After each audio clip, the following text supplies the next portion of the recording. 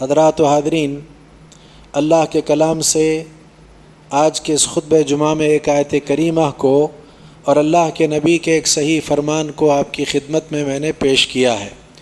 آیت کریمہ میں اللہ رب العالمین نے اس بات کو واضح فرمایا کہ ہم یہ جو قرآن نازل کر رہے ہیں یہ مومنوں کے لیے شفا ہے، یا اس میں اہل ایمان کے لیے شفا ہے، وَرَحْمَةٌ لِّلْمُؤْمِنِينَ، اور ایمان والوں کے لیے رحمت ہے۔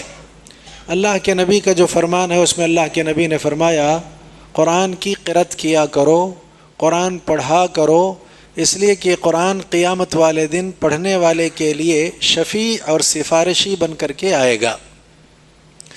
قرآن جب شفا ہے تو سب سے پہلے آیت کریمہ میں اہل علم نے ایک بات یہ بیان کی ہے کہ من القرآنی، یہ من القرآنی میں جو من ہے اس سے متعلق یہ کہا کہ یہ من ابتدائیہ ہے۔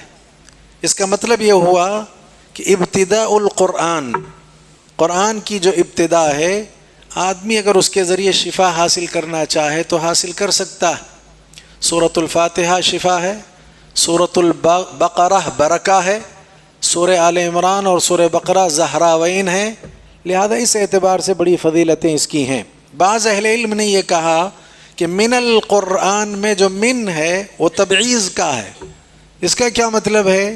اس کا مطلب یہ ہے کہ قرآن سے شفا پانے کے لیے پورا قرآن پڑھنا ضروری نہیں، پورے قرآن میں سے بعض حصہ بھی اگر آپ پڑھ لے جاتے ہیں اس کے ذریعے اللہ تعالیٰ سے اگر شفا آپ کو مطلوب ہے اللہ شفا عطا کریں گے، لہذا بعض حصے سے بھی شفا حاصل کی جا سکتی ہے۔ پورا قرآن شفا پانے کے لیے پڑھنا کوئی ضروری نہیں۔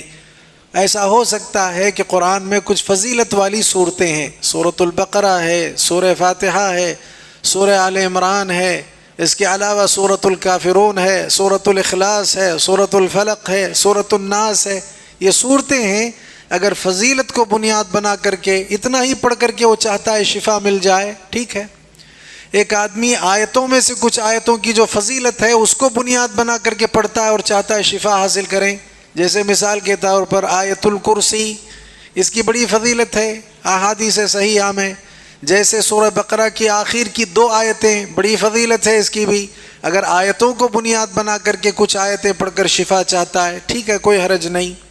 یہ بھی ہو سکتا ہے کہ فضیلت والی صورتیں نہیں، فضیلت والی آیتیں نہیں، مضمون سے متعلق بیماری جو لاحق ہے اس بیماری سے متعلق قرآن میں اگر اس مضمون کی آیتیں ہیں، ان آیتوں کو پڑھ کر کے اس بیماری کے لیے علاج وہ چاہتا ہے، اس کے ذریعے بھی شفا ممکن ہے۔ مثال کے طور پر ایک آدمی کو بے سکونی ہے، سکون والی آیات پڑھ لیا اور آیات پڑھ کر کے اس کے ذریعے شفا چاہا، ٹھیک ہے۔ ایک آدمی کو نظر بد ہے، نظر بد کی آیت کے ذریعے اللہ سے شفا چاہا، حرج نہیں، کوئی مسئلہ نہیں ہے۔ یہ بھی ممکن ہے کہ موضوع سے متعلق آیتیں نہیں ہیں، اس کو جو مرض لاحق ہے، اس کو جو بیماری لاحق ہے، قرآن میں اس طرح کے اس موضوع والی، اس ٹاپک والی آیتیں نہیں ہیں، کوئی دوسرا مضمون ہے لیکن قرآن ہے، وہ آیتیں ہیں، لہذا اس کو پڑھ کر کے وہ شفا چاہتا ہے، تب بھی ٹھیک ہے، کوئی حرج کی بات نہیں ہے، اس لیے کہ قرآن شفا ہے۔ وَنُنَزِّلُ مِنَ الْقُرْآنِ مَا هُوَ شِفَاءٌ، یہ جو قرآن ہم نازل کر رہے ہیں اس میں اہل ایمان کے لیے شفا ہے۔ لہذا شفا کے لفظ پر جب ہم غور کرتے ہیں تو اہل علم نے اس کے 2 معانی بیان کیے ہیں۔ پہلا معنی شفا کا کیا ہے؟ پہلا معنی شفا کا یہ ہے کہ یہ کفر کے لیے شفا ہے، یہ شک کے لیے شفا ہے، یہ ریب کے لیے شفا ہے، اور یہی اصل ہے۔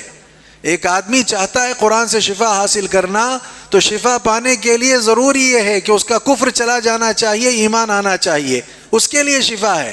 اگر کفر نکل گیا بہت بڑی بیماری ہے، یہ شک نکل گیا بہت بڑی بیماری ہے، یہ قرآن پڑھتے ہوئے شک کرتا ہے، ذالک الکتاب لا ریب فیہ، یہ کتاب ایسے کہ اس میں شک نہیں ہے، لیکن شک کے ساتھ پڑھتا ہے تو بیماری لگ گئی ہے، اس بیماری سے شفا چاہیے، قرآن کو پڑھے۔ کفر ہے، کفر سے نجات چاہیے، قرآن پڑھے، ایمان مل جائے گا۔ اس اعتبار سے اصل یہی ہے کہ شفا ہے کفر کے لیے، شفا ہے شک کے لیے، شفا ہے ریب کے لیے۔ اس کے علاوہ بھی دیگر اور بہت ساری بیماریاں ہو سکتی ہیں، ان بیماریوں کے لیے بھی یہ شفا ہے۔ تو لہذا اس اعتبار سے دو معانی علماء کرام نے اس کے جو بیان کیے، پہلا معنی کفر، شک، شرک اور ریب وغیرہ ہے، اور دوسرا معنی اس کے علاوہ جو بیماریاں ہوتی ہیں ان بیماریوں کے لیے بھی یہ شفا ہے۔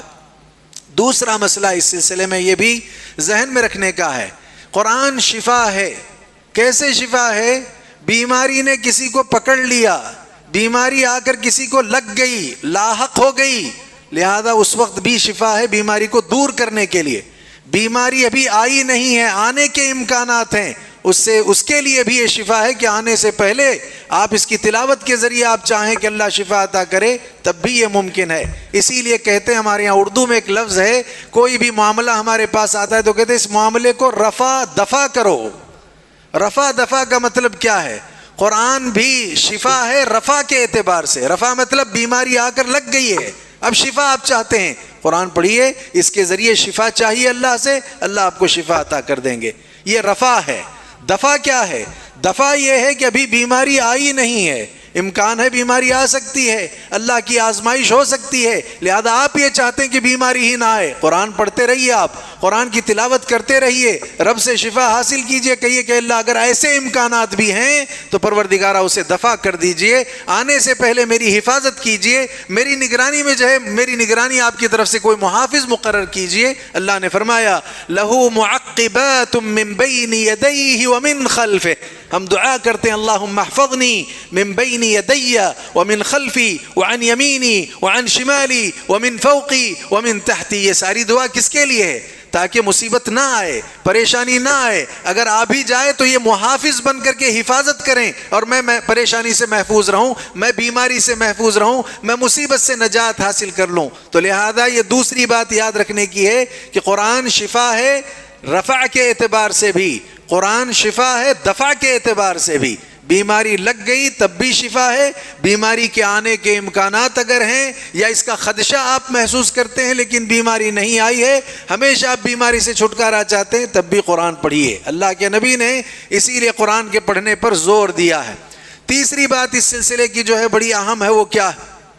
وہ یہ ہے کہ قرآن جب شفا ہے یہ کہا گیا تو اس سلسلے میں آپ کو یہ ہمیں غور کرنا ہے کہ شفا یہ لفظ نکیرہ ہے۔ کسی بھی چیز کو اگر خاص کرنا ہوتا ہے تو عربی گرامر میں الف لام اس پر ڈال دیتے ہیں تو وہ چیز خاص ہو جاتی ہے۔ الف لام اگر نکال کر کے عام کہہ دیں تو وہ ایسی صورت میں اگر اسم نکیرہ ہو مفرد ہو تو لہذا اس میں عموم کا معنی پایا جاتا ہے۔ تو یہاں پر بھی شفاء الف لام کے بغیر ہے، اس کا مطلب یہ ہوا کہ ہر بیماری کے لیے شفا ہے، ایسی کوئی خاص بیماری اس کے لیے شفا ایسا مسئلہ نہیں ہے، ہر بیماری کے لیے شفا ہے۔ لہذا مسلمانوں کو اللہ رب العالمین نے نبی کے ذریعے یہ جو کتاب عطا کی ہے اتنی اہم ہے کہ اس کے ذریعے وہ ہر بیماری سے شفا حاصل کر سکتا ہے، اس کو ذریعہ بنا سکتا ہے، اس کے ذریعے اللہ تعالیٰ سے شفا وہ پا سکتا ہے، حاصل کر سکتا ہے۔ اسی لیے شفا ان کا لفظ نکیرہ ہے، اس نکیرہ میں تمام بیماریاں شامل ہیں، کل بیماریاں اس میں شامل ہیں، اور خاص کر کے ساری بیماریوں کو اگر آپ جوڑیں گے تو مجموعی طور پر وہ 3 بیماریاں بنتی ہیں۔ ان 3 بیماریوں کو آج کے اس خطبہ جمعہ میں آپ سمجھ لیجئے، کیونکہ آج کل بیمار بہت ہیں، مریض بہت ہیں، جسمانی بیماروں کو لوٹنے کے لیے ڈاکٹر موجود ہیں، روحانی بیماریوں کو لوٹنے کے لیے راقی موجود ہیں، بہت سارے رقیہ کرنے والے رقیہ سینٹر بھی قائم ہو گئے ہیں۔ لہذا اس اعتبار سے اس کو جاننا بھی بہت زیادہ ضروری ہے۔ تو لہذا 3 قسم کی بیماریاں ہیں جو تمام بیماریوں میں آ کر کے یہاں اس میں جو ہے اس کو جمع کیا جا سکتا ہے۔ ایک بیماری کون سی ہے؟ یہ جو ہمارا جسم ہے، اس جسم میں ہاتھ پیر جو ہے جسد موجود ہے، اعضاء کی بیماری ہے۔ کہیں بھی جسم کے کسی حصے کو کوئی بیماری پکڑ لے جائے، لہذا اس کا علاج آپ شفا اس کو جو اس کے ذریعے اس کو جو ہے آپ شفا اس کو قرآن کے ذریعے شفا حاصل کرنا چاہیں ممکن ہے، ایسا بھی ہو سکتا ہے۔ اسی لیے آپ دیکھیں اللہ کے نبی علیہ الصلاۃ والسلام نے اپنی لخت جگر فاطمۃ الزہرا رضی اللہ تعالی عنہا سے کہا، جب وہ یہ شکایت لے کر نبی کے پاس آئیں کہ میں کام کر کے تھک جاتی ہوں، میرے پیروں میں، میرے گھٹنوں میں، میرے جوڑوں میں درد رہتا ہے، یہ ایک بیماری ہے، درد رہتا ہے، اے اللہ کے نبی کوئی غلام مجھے بھی آپ عطا کر دیں. تو نبی نے کیا کہا؟ بہترین علاج یہ ہے کہ تم 33 مرتبہ جب رات بستر پر آرام کرنے کے لیے جاؤ، سبحان اللہ پڑھو، الحمدللہ پڑھو، اللہ اکبر پڑھو. یہ کیا ہے؟ یہ اذکار ہیں، یہ ذکر ہیں. یہ اس اعتبار سے ذکر شفا کا سبب بن سکتا ہے. اتنا کر لے جاؤ گے، جسم پر ہاتھ پھیر لے جاؤ گے، درد نکل جائے گا. درد سے تم کو جو ہے نا شفا مل جائے گی. اللہ شفا اس کے ذریعے عطا کرے گا. تو لہذا اس کے علاوہ بھی آپ کو مشہور واقعہ معلوم ہے کہ ایک قوم کے سردار کو کسی سانپ نے، کسی زہریلے جانور نے ڈس لیا تھا. ظاہر بات ہے یہ کون سی بیماری کرنی ہے؟ یہ اعضاء کی بیماری ہے، جس میں جا کر کے انہوں نے کہا تم میں کوئی راقی ہے؟ صحابی میں سے ایک صحابی نے رقیہ کیا، شفا مل گئی اللہ تعالیٰ کی طرف سے. نتیجے میں اجرت کے طور پر بکریاں وغیرہ لی گئیں. اللہ کے نبی کے پاس پہنچنے کے بعد اللہ کے نبی نے اس کو سراہا اور یہ کہا کیسے تمہیں پتا چلا کہ قرآن شفا ہے یا سورہ فاتحہ شفا ہے؟ لہذا پھر آپ نے یہ کہا کہ یہ جو تم نے لیا اس میں میرا بھی حصہ متعین کر دیا جائے. تو لہذا معلوم یہ ہوتا ہے کہ اگر جسمانی طور پر کوئی بیماری لگ گئی ہے، اعضاء کو کوئی بیماری پکڑ لی ہے، ڈاکٹر کے علاج فیل ہو گئے ہیں، وہاں کوئی چیز کام نہیں کر رہی ہے، اب آپ یہ چاہتے کہ قرآن ساری بیماریوں کے لیے شفا ہے تو اس میں بھی شفا ملے گی. وہ ڈاکٹر ذریعہ تھا، اس کی گولی ذریعہ تھی، قرآن بھی ذریعہ ہے. لہذا اب میں قرآن کی تلاوت کرتا ہوں، اب میں قرآن مجید کو پڑھتا ہوں، اس کے ذریعے شفا چاہتا ہوں. اللہ شفا دینے پر قادر ہیں، شفا مل جائے گی اللہ کی طرف سے. یہ ذریعہ ہے قرآن. تو لہذا پہلا مسئلہ ہے جسم کا، اعضاء کا. دوسری بیماری کون سی ہوتی ہے؟ دوسری بیماری جس کو ہمارے یہاں علم روحانی بیماری کہتے ہیں. قرآن نے اس کو صدر کے حوالے سے کہا ہے. وہ یہ کہا یا ایھا الناس قد جاءتکم موعظۃ من ربکم وشفاء لما فی الصدور. تمہارے دلوں میں جو بیماریاں ہیں نا، ان بیماریوں کے لیے بھی یہ شفا ہے. اہل علم نے اس کی 3 قسمیں بیان کی. ایک بیماری جو روح کی ہوتی ہے وہ نظر کی ہے، نظر لگ جاتی ہے. اللہ کے نبی نے کہا نظر حق ہے، لہذا ایک مسئلہ یہ ہے. دوسری بیماری جادو وغیرہ کی ہے. ایک آدمی جادو کرتا ہے لیکن یہ از خود لگتی نہیں ہے جب تک کہ اللہ کا اذن نہ ہو، جب تک کہ اللہ کی اجازت نہ ہو. کسی بھی چیز میں اپنی طرف سے اتنی طاقت اور قوت نہیں آتی کہ وہ خود سے فیصلے کر کے جا کر لگ جائے. ساری چیزوں میں اللہ کا اذن ہے، اللہ کا فیصلہ ہے اور یہ اللہ کی آزمائش ہوتی ہے. تو لہذا اس میں عین، آنکھ، نظر کا لگ جانا یہ روح کی ایک بیماری ہے. اسی طرح سے جادو یہ بھی روح کی ایک بیماری ہے. اب ہمارے یہاں تیسرا جو مسئلہ بہت زیادہ عام ہے وہ کیا ہے؟ جن کا پکڑنا، شیطان کا اثر انداز ہونا. اس سلسلے میں جو دعائیں سکھائی گئی، اللہم انی اعوذ بک من الخبث والخبائث، دعا میں سے یہ بھی سکھایا گیا اللہم جنبنا الشیطان وجنب الشیطان ما رزقتنا. احتیاطی تدابیر دی گئی ہیں. لہذا ایسا ممکن ہے، ایسا ہو سکتا ہے. تو یہ روحانی جو بیماریاں ہیں، ان روحانی بیماریوں کے لیے بھی قرآن شفا ہے. یہ دوسری بیماری تھی. اور تیسرا جو مسئلہ ہے نفسانی بیماری ہے. نفسانی بیماری کیا ہے؟ ایک آدمی کو عقلی اعتبار سے پریشانی ہے، وہ وسوسوں کا شکار ہے، وہ بے چین ہے، وہ بے قرار ہے، اس کو اضطرابی کیفیت جو ہے لاحق ہے. لہذا ایسی بیماریوں کے لیے بھی قرآن شفا ہے. لہذا قرآن کو شفا سمجھا جائے، اس لیے کہ خود قرآن میں اللہ تعالیٰ نے اس کی وضاحت فرما دی. اس ایک آیت میں نہیں، اور بھی آیتیں ہیں. اللہ نے ایک جگہ فرمایا قل هو للذین آمنوا هدى وشفاء. ایک اور جگہ اللہ نے فرمایا یا ایھا الناس قد جاءتکم موعظۃ من ربکم وشفاء لما فی الصدور. اس سلسلے میں چوتھی اور پانچویں بات کیا ہے جس کو سمجھنے کی ضرورت ہے، وہ یہ کہ قرآن جب شفا ہے تو اس قرآن کے ذریعے کیسے شفا حاصل کی جائے، یہ بڑا مسئلہ ہے. اسی کو میں چاہتا ہوں تھوڑا تفصیل سے بیان کیا جائے تاکہ بات اور موضوع مکمل واضح ہو جائے. قرآن جب شفا ہے تو اس کے ذریعے شفا کیسے حاصل کی جائے گی، کیا طریقہ ہے، کیا راستہ ہے کہ جب قرآن سے شفا حاصل کرنا چاہتے ہیں. تو 3 باتیں اس کے سلسلے میں یاد رکھیں. سب سے پہلے یہ ہے القراءہ، دوسری چیز ہے الاستماع، تیسری چیز ہے الرقیۃ بہ. اس کو اچھی طرح سے ذہن میں رکھنا چاہیے. یہ 3 راستے ہیں، یہ 3 ذرائع ہیں، یہ 3 طریقے ہیں کہ قرآن سے اگر آپ شفا حاصل کرنا چاہتے ہیں. قرآن سے مراد خود قرآن شفا نہیں عطا کرے گا. قرآن سے مراد یہ کہ قرآن کے ذریعے اللہ سے شفا اگر آپ چاہتے ہیں. یہی عقیدہ ہے، یہی توحید ہے. تو لہذا اس اعتبار سے معلوم یہ ہوتا ہے کہ قرآن کے ذریعے رب سے اگر آپ شفا حاصل کرنا چاہتے ہیں تو 3 طریقے ہیں اس کے، 3 ذرائع ہیں اس کے، 3 راستے ہیں اس کے. پہلا راستہ، پہلا ذریعہ، پہلا طریقہ القراءۃ، قرات کرنا، قرآن کو پڑھنا، قرآن کی تلاوت کرنا. اور یہ ہر مسلمان کے لیے، ہر مسلمان تلاوت کر سکتا ہے. آج تو کوئی عذر آپ نہیں پیش کر سکتے نا کہ مجھے عربی نہیں آتی ہے. جو زبان آپ کو آتی ہے اس زبان میں قرآن موجود ہے. قرآن کی تلاوت کیجئے, قرآن کی تلاوت کا حق ادا کیجئے. اللہ نے فرمایا الذین آتیناہم الکتاب یتلونہ حق تلاوتہ, ہم نے جن کو کتاب عطا کی ہے وہ تلاوت جو کرتے ہیں ایسے کرتے ہیں جیسے تلاوت کرنے کا حق ہے. ایسے تلاوت ہونا چاہیے. اس تلاوت کا بڑا فائدہ ہوتا ہے. اور تلاوت کے سلسلے میں اس بات کو ضرور ذہن میں رکھیے آپ, ہمارے یہاں لوگ قرآن سے شفا پانے کے لیے اگر ایسا کرتے ہیں, کیا کرتے ہیں, قرآن کو لے لیا اور قرآن کو لے کر کے اس کو اپنے سینے سے لگا لیا, شفا ہے قرآن نہیں. اچھا قرآن کو لے لیا, قرآن کو لے کر اس کے اوراق کھول دیے اور اوراق کو کھول کر کے صرف نظریں اس پر گھمانا شروع کر دیا اور یہ کہا قرآن شفا ہے, نہیں. اچھا کبھی ایسا کر لیا ہے کہ قرآن تو کھولا, کھول کر کے حرکت نہیں, پڑھنا نہیں, کچھ نہیں, صرف انگلی گھمانا شروع کر دیا اس تصور سے کہ قرآن شفا ہے. نہیں, ایسا نہیں ہوگا. قرأت کا مفہوم کیا ہے؟ قرأت کرو, قرآن کی تلاوت کرو. تلاوت کا مفہوم یہ ہے کہ آپ کی آواز اور حروف کی ادائیگی یہ قرأت میں شامل ہے. حروف ادا ہونا چاہیے, حروف کی ادائیگی کے ساتھ آواز ہونی چاہیے. کم سے کم اتنی آواز سے آپ تلاوت کرو کہ دوسرے اگر نہیں سن رہے تو کم از کم آپ سن سکیں نا, آپ کو تو سنائی دینا چاہیے. ایسی قرأت کرنا چاہیے. اور اس طرح کی قرأت کے ساتھ جہاں آپ کی زبان, آپ کے ہونٹ حرکت کر رہے ہیں, آپ کا دل بھی وہاں حاضر رہنا چاہیے, دماغ بھی موجود رہنا چاہیے. غور و فکر کے ساتھ آپ کو پڑھنا ہے تو مکمل ثواب آپ کو ملے گا, مکمل یہ تلاوت کا حق ادا ہوگا. اسی لیے اہل علم, وہ آدمی جو گونگا ہوتا ہے, ہونٹ جس کے حرکت نہیں کرتے, وہ زبان سے نہیں پڑھ سکتا ہے, اگر وہ قرآن کھول کر کے غور کرتے ہوئے ذہنی طور پر, قلبی طور پر پڑھ رہا ہے تو ثواب اس کو ضرور ملے گا, لیکن وہ قرأت نہیں ہے. قرأت کے لیے آپ کے ہونٹوں کا, آپ کے زبان کا دل و دماغ کے ساتھ جڑنا مکمل قرأت کہلاتا ہے. ایسی قرأت ہونا چاہیے اور ہر مسلمان کو قرآن پڑھنا چاہیے. اگر میں آج آپ سے سوال کروں اپنے آپ کو آپ کی صفوں میں رکھ کر کے کہ آج فجر سے لے کر اب تک جب قرآن نیکی پانے کا ذریعہ ہے, شفا کا ذریعہ ہے, اللہ کو راضی کرنے کا ذریعہ ہے, دنیا اور آخرت اس سے بنتی ہے, کتنے لوگوں نے آج قرآن پڑھا ہے؟ قرآن کے پڑھنے کے لیے 30 پارے ہیں.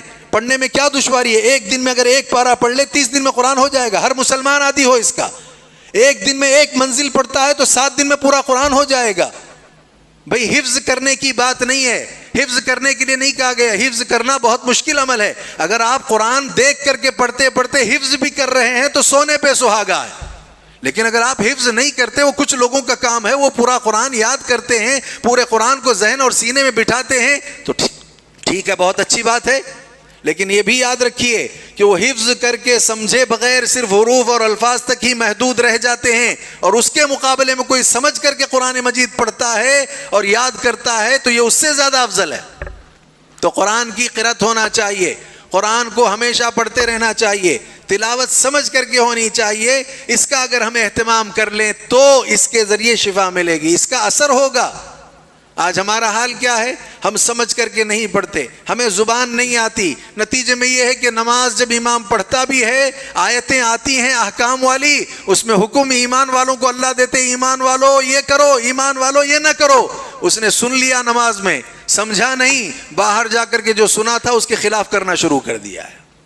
کتنی عجیب بات ہے یہ. مسلمان ہے یہ؟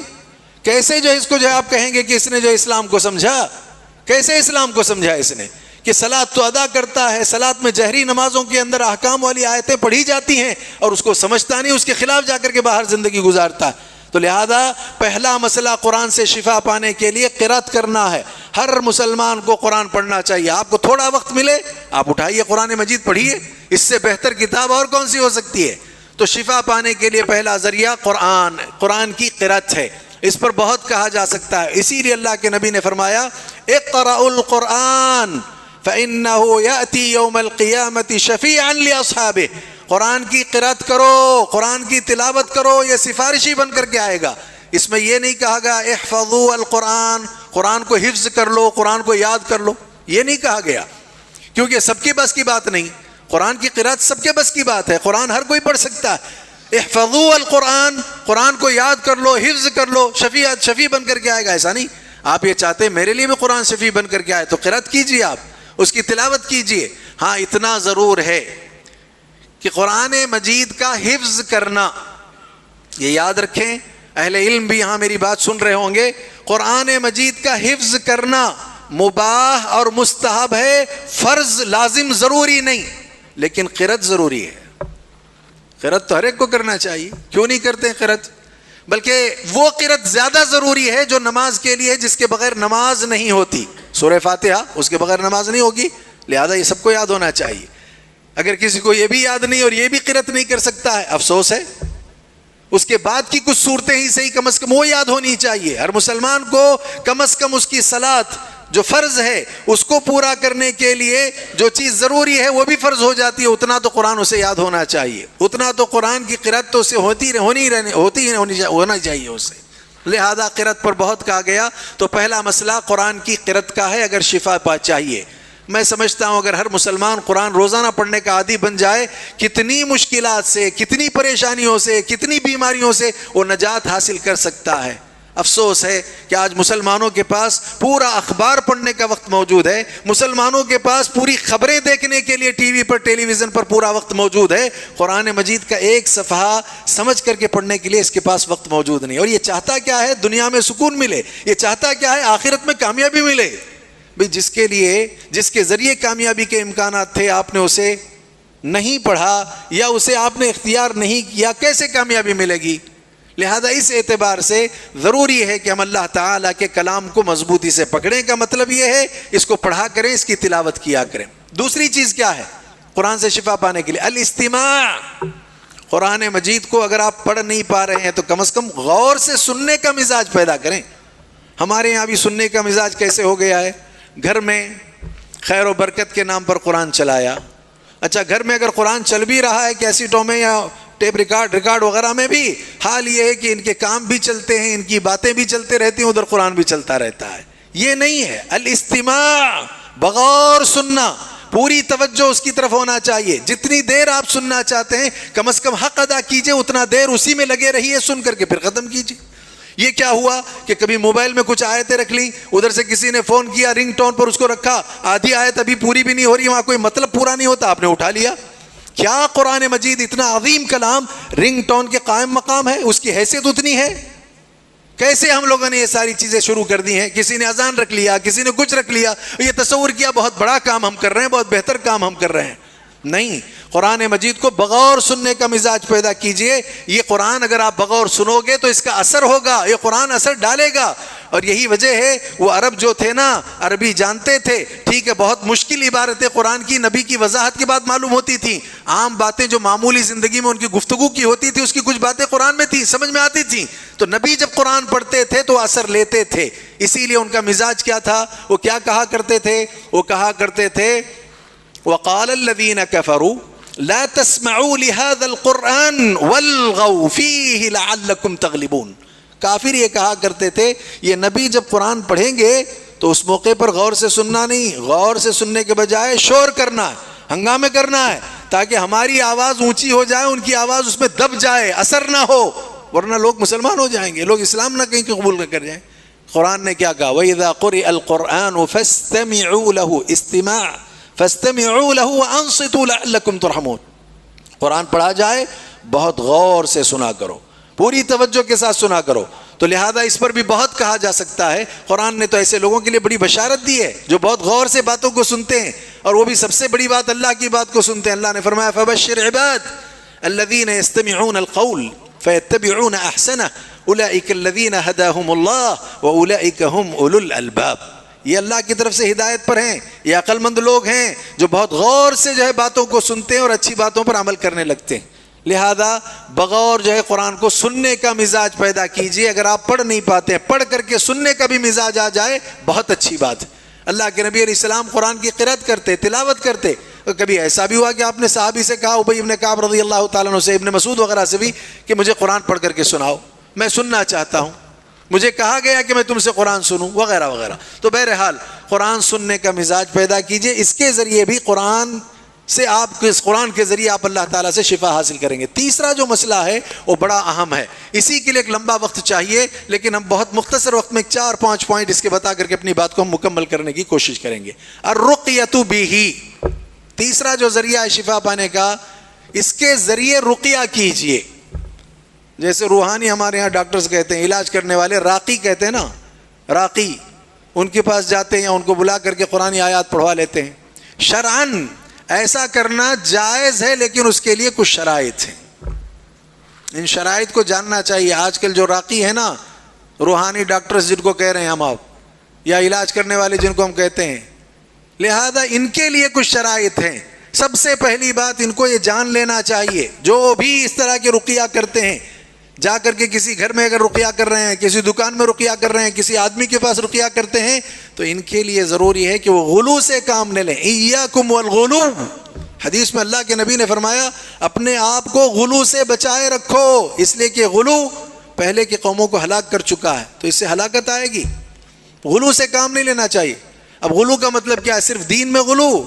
فی کل شیء، ہر چیز میں غلو سے بچنا چاہیے.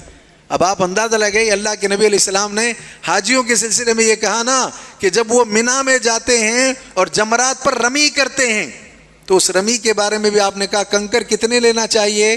وہ چنے کے دانے جتنے. اس میں بھی غلو نہ کرو. کیا مطلب غلو نہ کرو؟ اس سے بڑے بڑے چپل لے کر کے پتہ نہیں کیا کیا لے کر کے آپ مانگنے لگے، غلو ہو گیا. ہر چیز میں آدمی کو غلو سے بچنا چاہیے. تو یہ جو ہمارے یہاں علاج کر رہے ہیں یا قرآن آیات پڑھ کر کے کسی پر دم کرتے ہیں، لہذا ان کے لیے پہلی ہدایت یہ ہے، پہلی بات یہ ہے کہ ان کو غلو سے کام نہیں لینا چاہیے. کیا ہے غلو ان کا؟ اس غلو کو سمجھیے. پہلا غلو یہ ہے کہ جب وہ تشخیص کرتے ہیں، بیمار کو دیکھتے ہیں، تو بیمار کو دیکھتے ہوئے اپنی طرف سے فیصلے سنا دیتے ہیں. کیا فیصلے سنا دیتے ہیں؟ آپ پر جن کا اثر ہے، آپ پر جادو کا اثر ہے، آپ پر نظر بد کا اثر ہے. کیسے علامت معلوم ہو گئی؟ یہ علامات کہیں کتاب و سنت میں تو واضح نہیں ہے نا، کہ ہم نے اس کو واضح کر دیا کہ آپ پر یہ ہے، آپ پر یہ ہے، آپ پر یہ ہے، اور آپ نے قطعیت کے ساتھ یہ فیصلہ کر دیا ہے. اللہ کے نبی علیہ الصلوۃ والسلام نے اگر کہیں کسی طرح اس کی وضاحت کی ہے تو آپ نبی تھے، وحی کی بنیاد پر تھی. اور یہ یہاں وحی کے بجائے وہم ہو سکتا ہے کہ یہ میرا وہم ہے، یہ میرا خیال ہے کہ آپ کو یہ اثرات ہیں، آپ کو یہ آپ کا خیال ہو سکتا ہے، لیکن اس کے ذریعے نتیجہ کیا نکلتا ہے؟ کبھی کبھی نتائج اتنے برے نکلتے ہیں کہ وہ آ کر کے کیا کچھ بڑبڑا گیا ہے، کیا کچھ اٹھ پٹانگ بول گیا ہے، آپ نے اس کو پورا صحیح سمجھ لیا، جبکہ اللہ کے نبی علیہ السلام نے کہا یہ شیاطین جھوٹ بولتے ہیں، ایک سچ کے اندر ہزاروں جھوٹ ملاتے ہیں، 100 اور 99 جھوٹ ملاتے ہیں، اس کے بعد آ کر کے وہ ایک سچ کو پیش کرتے ہیں. جب یہ بات طے ہے تو پھر اس کے ذریعے کبھی کبھی ایسا ہوتا ہے کہ خاندانوں میں جدائی پیدا ہو جاتی ہے. اصل میں اسلام چاہتا ہے کہ اتفاق پیدا ہو جائے، مل کر کے رہا جائے، ملنے جوڑنے کی کوشش کی جائے. مگر یہ ہے کہ کچھ باتیں سن کر کے ہم نے فیصلے صادر کیے. کبھی یہ بھی فیصلہ کیا کہ آپ کو فلاں نے جادو کیا ہے، آپ کو فلاں نے جادو کیا ہے. یہ سب کیا ہے؟ اس کے ذریعے کبھی ایسا ہوتا ہے کہ اتحاد کے بجائے افتراق پیدا ہو جاتا ہے. لہذا ایسا کرنا درست نہیں ہے. آپ رقیہ کے اعتبار سے اگر صرف دم کر دیں یہ آپ کے لیے کفایت کر جائے گا، مگر یہ کہ فیصلے صادر نہ کریں، اس طرح کی باتیں بیان نہ کریں، اس طرح کے لوگوں کے جو ہے ذہانت کے ساتھ کھیلنے کا مزاج نہ پیدا کریں. لہذا اس کا ہم کو خیال کرنا چاہیے. غلو اور کیا ہے؟ غلو یہ بھی ہے کہ تشخیص کے علاوہ صفات کی جب بات آتی ہے تو یہ ایسا کہتے ہیں کہ ایک کام کیجئے، میں آپ کو فلاں رقیہ دے رہا ہوں یا فلاں جو ہے وظیفہ دیتا ہوں، فلاں ذکر دیتا ہوں، اس کو 100 مرتبہ پڑھیے، دن میں پڑھیے، رات میں پڑھیے، فلاں وقت میں پڑھیے، فلاں جگہ پر پڑھیے، ایسا کیجئے تو شفا مل جائے گی. ہم یہ کہنا چاہتے ہیں کہ زمان کو خاص کرنا، یعنی وقت کو، جگہ کو خاص کرنا، جگہ کے علاوہ عدد 100 کی گنتی، 200 کی گنتی، 500 کی گنتی کو خاص کرنا، پھر اس کی یہ فضیلت بتانا کہ ایسا کرو گے تو شفا مل جائے گی، یہ سب توقیفی ہیں، نبی کے بتانے پر موقوف ہیں. اگر نبی نے ایسا کہیں نہیں بتایا ہے تو اس طرح کی جو ہے صفات کے ساتھ وضاحتیں کرنا علاج کے نام پر درست نہیں ہے. ہمارے یہاں ایسا ہوتا ہے، ہمارے یہاں ایسا کرتے ہیں. یہ ایک الگ بات ہے کہ ایک آدمی کے اندر جتنی استطاعت ہے وہ اتنا تلاوت کر رہا ہے، اتنا دعا کر رہا ہے، اور اس کے دعا کے نتیجے میں اس کو فائدہ ہوا تو سب کے لیے قانون نہیں ہے. مثال کے طور پر ایک آدمی نے 10 مرتبہ پکار کر کہا اللہ شفا عطا فرما، اللہ شفا عطا فرما، یا 10 مرتبہ دعا کی اس نے، اس کے بعد اس کو شفا مل گئی، تو کیا یہ دوسروں کے لیے قانون بنے گا کہ 10 مرتبہ تم اگر اللہ تعالیٰ سے شفا کی درخواست کرو گے تو شفا مل جائے گی؟ ایسا تو نہیں ہے.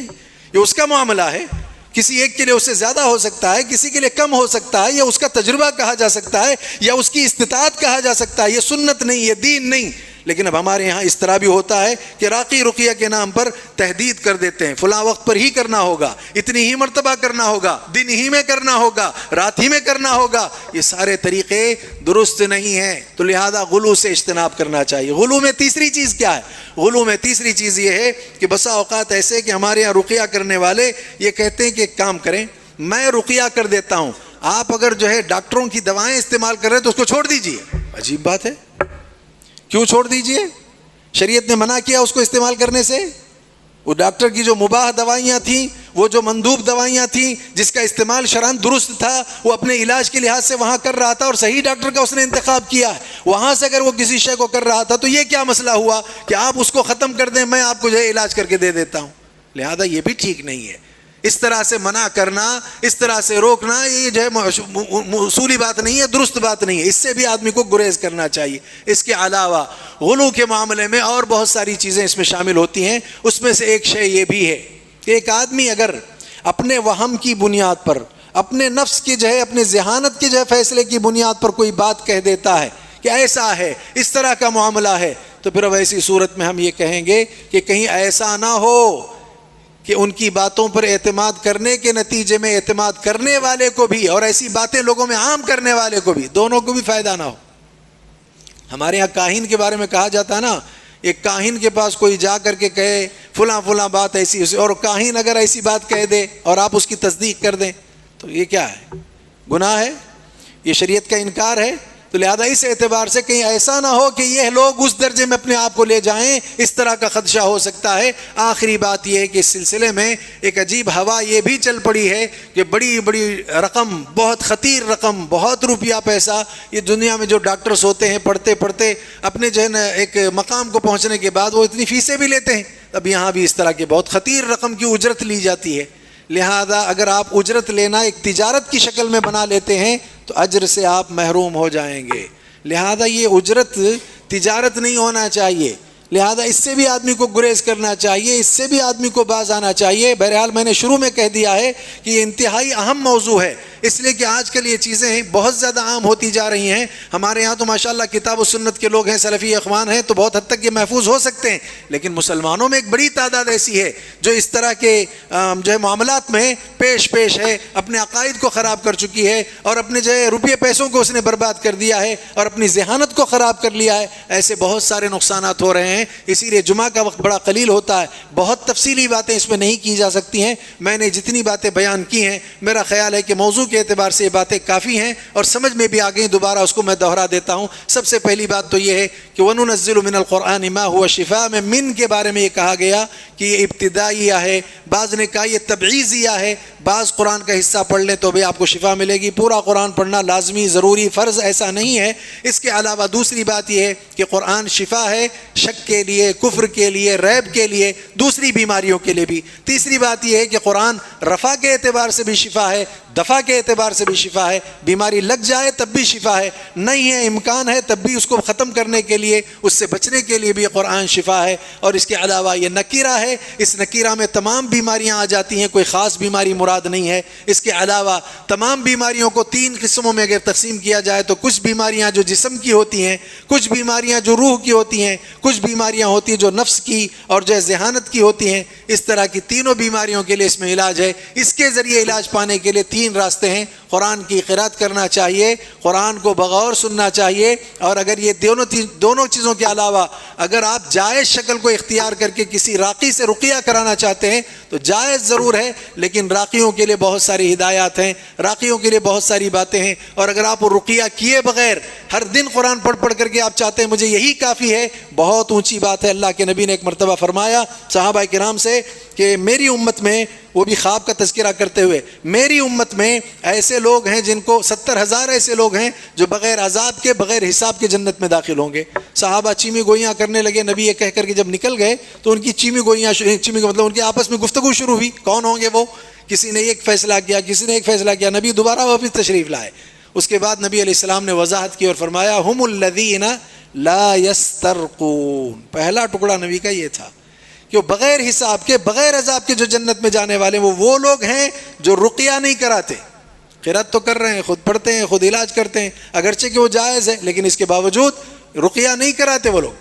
اور دوسرا داغ سے علاج نہیں کرتے، اور تیسرا یہ کہ بدفعلی نہیں لیتے۔ چوتھا یہ کہ ہر معاملے میں اللہ پر بھروسہ کرتے ہیں، یہ بغیر عذاب کے بغیر حساب کے جنت کے حقدار ہوں گے۔ اللہ سے میں اپنے لیے آپ سب کے لیے دعا گو ہوں کہ اللہ تعالی ہم سب کو اس کا حقدار بنائے، بغیر عذاب کے بغیر حساب کے اللہ تعالی ہم تماموں کو جنت الفردوس میں داخلہ نصیب فرمائے، ہماری اس نشست کو آخرت کی کامیابی کا ذریعہ بنائے۔ اقول قولی ھذا واستغفر اللہ لی ولکم ولسائر المسلمین واستغفروہ انہ هو الغفور الرحیم۔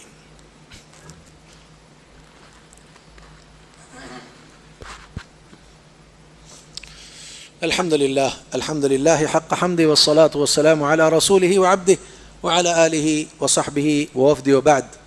انبیاء میں ایک نبی ہیں ابراہیم علیہ السلام، جن کو امام الموحدین کہا جاتا ہے، توحید پرست کے امام۔ دیکھیے عقیدے کی یہ کتنی اہم بات ہے کہ وہ یہ کہتے ہیں وَإِذَا مَرِضْتُ فَهُوَ يَشْفِينِ، میں بیمار پڑتا ہوں شفا آپ مجھے عطا کرتے ہیں۔ تو اصل میں شفا اللہ کی طرف سے ملتی ہے، شافی اللہ تعالیٰ ہے، اسی لیے دعا ہے اللہم اذہب الباس رب الناس واشفی انت الشافی لا شفاء الا شفاؤک شفاء لا یغادر سقما۔